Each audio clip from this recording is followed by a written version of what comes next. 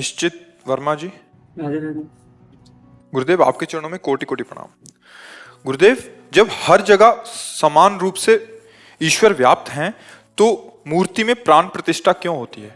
भावना के लिए, क्योंकि तुम्हारी भावना होती है ना कि हम संगमरमर की मूर्ति लाए हैं, तो तुम्हारी भावना ये हो जाए कि इस मूर्ति में भगवान विराजमान कर दिए गए हैं, इसलिए पहले से विराजमान भगवान में विराजमान की भावना तुम्हारी पुष्टि के लिए। शास्त्र बहुत प्रवीण है।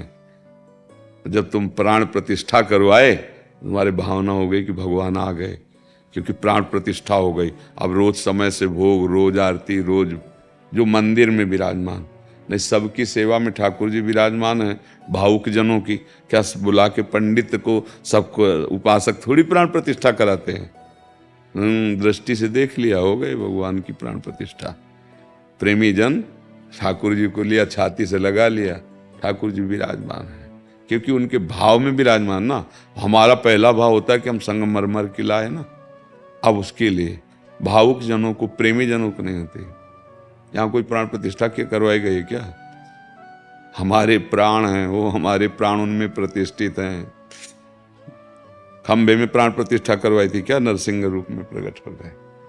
नहीं, भाव, अब भाव प्रकट करने के लिए किया गया है प्राण प्रतिष्ठा। नहीं तो पहले से ठाकुर जी सर्वत्र कहाओ सो कहा, जहां पर भाव कोई प्रेम कहते हैं ना, और वो है नहीं तुम्हारे पास, तो उसके लिए नींव डाली गई। नहीं, हरि व्यापक सर्वत्र समाना, और प्रेम ते प्रगट हो मैं जाना, प्रेम तो है नहीं ना, तो अब उसके लिए साधन शुरू किया गया। ब्राह्मणों को बुलाकर प्राण प्रतिष्ठा कराई, हमारे अंदर भावना आ गई, मेरे भगवान इसमें आ गए। भगवान अब विग्रह रूप में विराजमान है। आठों पैर उनकी सेवा करते करते सेवा से भाव आया, भाव में अपनापन इतना गाढ़ हुआ कि अब उनको देख के ये नहीं लगता कि मूर्ति है। अब जी नहीं सकते उनके बिना।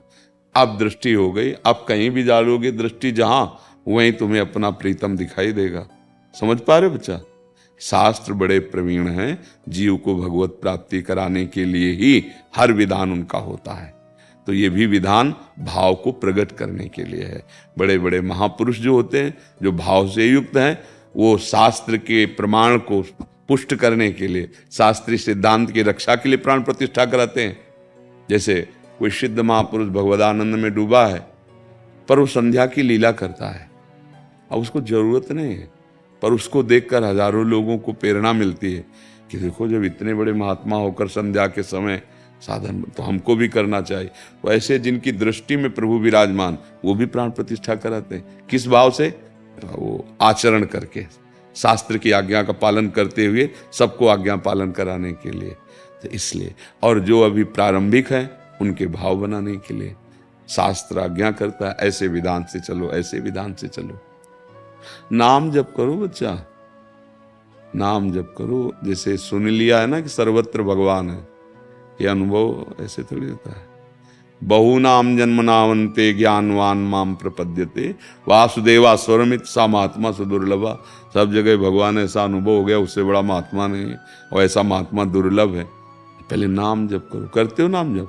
हाँ, कोई नशा न करो, गंदी बात न करो, तो गंदे आचरण न करो, नाम जप करो। धीरे धीरे हृदय में भक्ति महारानी पहले आवे, अपने पुत्रों के साथ, ज्ञान वैराग्य के साथ।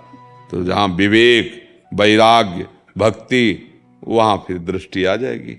जहाँ दृष्टि आई तो फिर माया खत्म, जीवन मुक्त महापुरुष हो गया। पर इस ये कहने में तो 2 मिनट लगे। हाँ, अगर सदगुरु की कृपा हो जाए और साधन में मन लग जाए तो इसी जन्म में काम बन जाए। नहीं, जन्म जन्म मुनि यतन कराही, बार बार। तो ऐसा है।